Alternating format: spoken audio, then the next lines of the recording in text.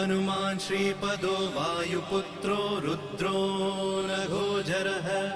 अमृत्यवीरवीरश्च ग्रामवासो जनाश्रयः धनदो निर्गुणः शूरो वीरो निधिपतिर्मुनिः पिङ्गाक्षो वरदो वाग्मी सीताशोकविनाशकः शिवः शर्वत्परो व्यक्तो व्यक्ताव्यक्तो धराधरः पिङ्गकेशः पिङ्गरोमा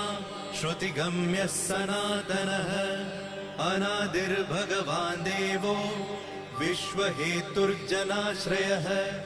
आरोग्यकर्ता विश्वेशो विश्वनाथो हरीश्वरः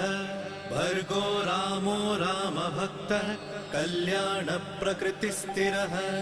विश्वम्भरो विश्वमूर्तिर्